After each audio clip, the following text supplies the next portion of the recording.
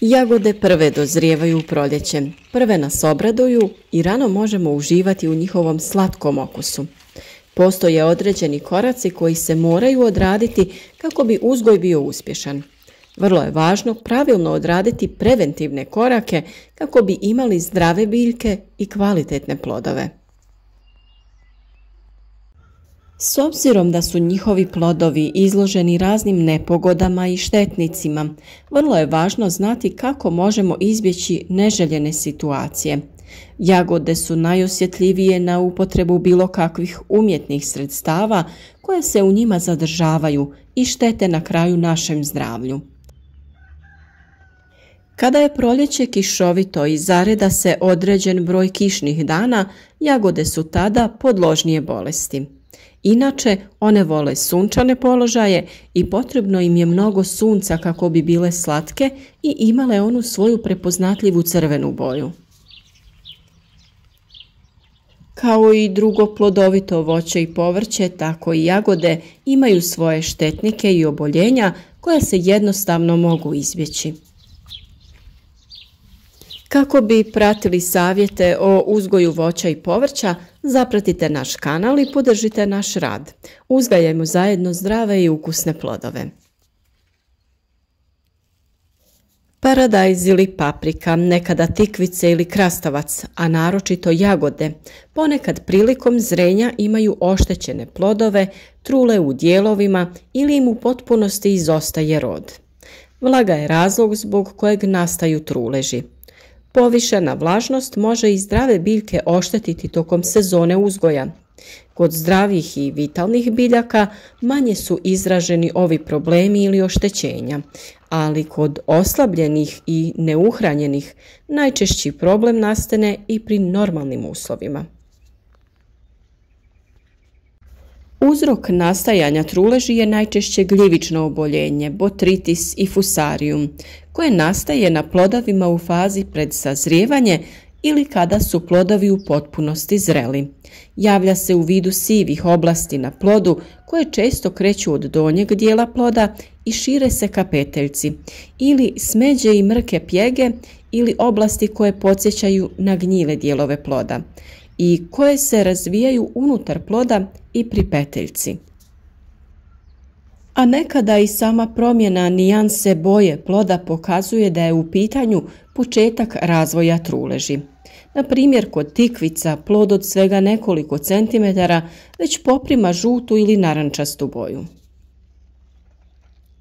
Jedan od razloga je taj što se stvaranjem biljnih šećera u samim plodovima obezbjeđuje potrebna hrana za pljesni, kvasce i gljivice koji stvaraju samu trulež, a biljka nije zaštićena nekim od sredstava. Povećanje vlage, česte i obilne kiše ili visoka temperatura i vlaga u istom periodu idealna su kombinacija za razvoj bolesti. Drugi razlog nastajanja truleži ploda je fiziološka slabost biljke, odnosno nedostatak hrane i vlage, ali i oscilacije u dolasku hrane i vlage. Na primjer, zalijevanje biljke jednom sedmično, odnosno neredovno, a većom količinom vode. Ili sa druge strane, gajenje biljaka u plasteniku koji se ne provjetrava, pa se biljke pregrijavaju tokom dana, a rashlade tokom noći. Treća opcija mogu biti i same sorte ili vrste povrća, čiji plodovi rastu tako da nekada mogu dobiti veće dimenzije ili imati slabiju pokožicu ploda. Ako plod dodiruje vlažnu zemlju ili su plodovi nagomilani pa se dodiruju i time kontakt sa vlagom stvara pogodno mjesto za trulež. Preventiva je u organskoj bašti svakako opcija koju treba iskoristiti jer je kasnije liječenje uvijek problem koji se teže rješava. Za početak odaberite sorte koje su se pokazale kao otporne prema truleži plodova, da im plodovi budu manjih dimenzija ili odaberite stare sorte od nekog sopstvenog sjemena prilagođene uslovima u vašem vrtu.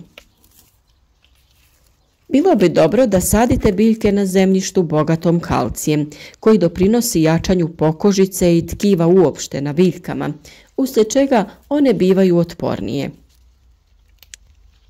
Ukoliko redovno pratite naš kanal, mogli ste vidjeti kako pri sadnji biljaka lako možete nadomjestiti kalcij, to jest biljkama dati dovoljnu količinu kako bi imale dobar početni razvoj.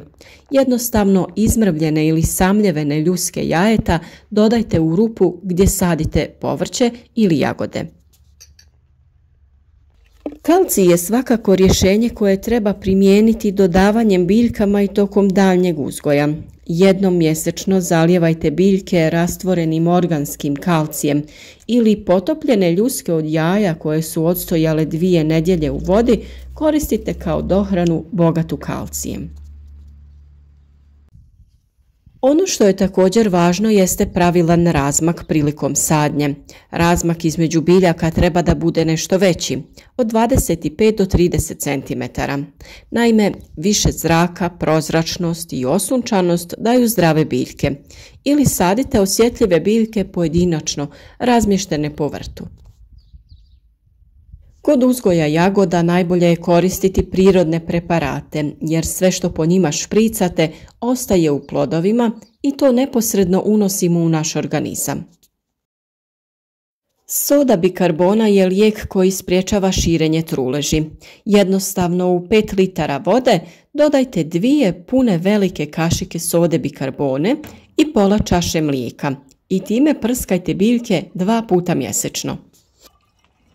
Naime, soda bikarbona je bogata kalcijem i uklanja spore gljivica, a mlijeko je okvašivač, omogućava lijepljenje sode na list. Također, mlijeko štiti biljke od oboljenja listova nakon kišnog razdoblja, a mlijeko je i jako dobra prirodna prihrana za sve naše biljke. O svemu tome smo dosta govorili, pa je vrlo važno da naše video savjete pratite redovno, kako bi znali sve korake koje preporučujemo da bi biljke bile zaštićene i uhranjene, što je neophodno odraditi na vrijeme. Mi se stvarno trudimo na sve vaše komentare i pitanja odgovoriti na vrijeme, ali neki komentari se jednostavno izgube. Pa je zato dobro da se snalazite na našem kanalu i tamo potražite odgovore na vaša pitanja, jer vjerujem da imamo odgovor u nekom od videa. Pepeo drveta se može potopiti u vodu i koristiti kao jak bazni rastvor i prskanjem plodova tokom večeri. Može spriječiti stvaranje plijesni. Koristite 2 kašike pepela, nastalog isključivo sagorijevanjem drveta, te stavite u 5 litara vode. Treba da odstoji 1 dan, a nakon toga potrebno je procijediti i prskati vaše biljke. Dodavanje kreča u prahu, to jest vapna, prilikom jesenje obrade zemljišta obogaćuje zemljište za 1 sezonu u vrtu.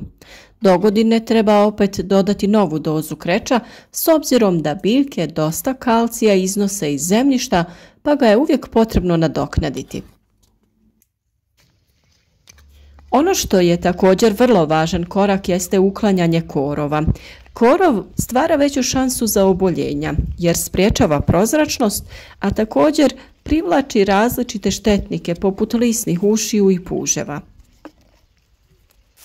Najbolji način uzgoja jagoda je koristeći malč. Malč može biti organski i anorganski. Pod organski se podrazumijeva slama, sjeno, sječka drveta ili slični prirodni materijali. Dok su anorganski različite folije ili najloni sa rupama u koje se sade jagode. Prednosti ovakvog uzgoja su mnogobrojne. Ispod malča se postavlja navodnjavanje sa crijevima kap po kap. Kod folija je to obavezno, dok kod prirodnih materijala nije, jer kroz njih prolaze padavine i možemo ih lako zalijevati na druge načine. Na taj način biljke imaju dovoljno vlage koja se duže zadržava. Samim tim smanjujemo broj zalijevanja i šansu za razvoj oboljenja poput truleži. Ono što je također vrlo važno kod korištenja malča jeste to što biljke nisu u kontaktu sa tlom, pa samim tim nisu izložene vlazi. Kada plodovi dodiruju zemlju, veće su šanse za razvoj plijesni i truleži. Plodovi na malču su suhi, bolje izloženi suncu, lakše se suše i bolje dozrijevaju. Stalno ponavljam da je dobro uhranjena biljka zdrava, jaka i otporna biljka. Tako je i kod jagoda. Vrlo je važno da ju pravilno hranite. Biljka u proljeće prvo treba hranjivo bogato fosforom kako bi se korijen aktivirao i bio sposoban usvajati ostala hranjiva. Tokom intenzivnog razvoja potreban je jednak omjer NPK, to jest dušika, fosfora i kalija, a od početka cvjetanja dodajemo hranjivo sa većom količinom kalija za zdrav plod. Nakon što berba završi, biljkama je potreban dušik kako bi se stabljika i listovi ojačali i pripremili za fazu mirovanja. A kako ja sada ne bi ponavljala, o toj temi imate poseban video koji je objavljen nekoliko dana prije ovoga, pa pogledajte na našem kanalu. Video na temu kako u prirodi pronaći NPK hranjiva, to jest pripremiti ga od raznih biljaka. To je najbolja prihrana, jer priroda nam daje hranjivo za naše biljke, pa se tu zatvara svojevrstan prirodni ciklus. Sve o uzgoju jagoda, sadnji, jesenskim i proljetnim tretmanima imate već na našem kanalu. A ukoliko je ovaj video bio vam koristan, podijelite ga sa vašim prijateljima na društvenim mrežama. Ukoliko već niste, zapratite kanal i kliknite na znak zvonca za obavijesti o svakom novom videu. Novi savjet koji ne smijete propustiti donosimo svaki dan kako bi zajedno uzgajali zdrave biljke.